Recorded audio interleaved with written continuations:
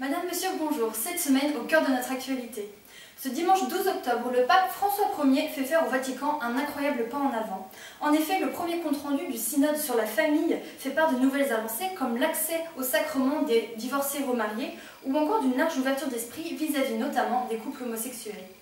Le lendemain, encore une bonne nouvelle car c'est le français Jean Tirole qui a reçu le prix Nobel de l'économie. Cet ingénieur et économiste s'appuie sur sa maîtrise de mathématiques pour aborder les sujets sociaux. Mardi 14, Kim Jong-un est réapparu après 6 semaines d'absence médiatique pour des raisons de santé. Sa mystérieuse disparition interpelle, alors qu'on soupçonnait une intervention française dans sa guérison, la rumeur fut démentie puisqu'il s'agirait en réalité de 2 médecins allemands. Sans transition, les dirigeants militaires des 22 nations ont tenu un nouveau conseil de guerre présidé par Martin Dempsey. Résumé de la réunion, on constate des frappes aériennes inefficaces et on préconise une intervention au sol. Mercredi 15, les 2 portés disparus du cyclone Gonzalo ont été avec soulagement retrouvés vivants. Les 2 hommes sont chacun parvenus à rejoindre la rive par leurs propres moyens. De l'autre côté du globe, cependant, les attentats suicides du groupe de l'État islamique se sont rapprochés dangereusement de Bagdad. Cette stratégie djihadiste leur a déjà permis de prendre la tête de nombreuses villes.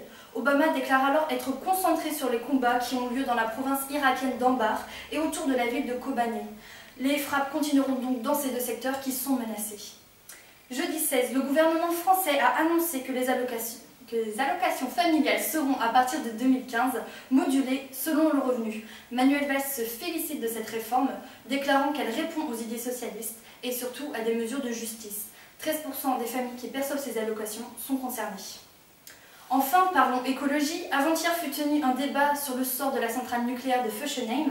Alors que François Hollande avait promis sa fermeture pour 2016, aujourd'hui tout est remis en cause, puisque cela signifierait également de nombreuses suppressions d'emplois.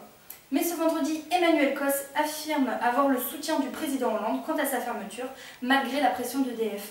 Ségolène Royal, quant à elle, n'exclut toujours pas la condamnation d'autres réacteurs nucléaires. C'était le point actu de la 42e semaine de l'année 2014. Merci à tous.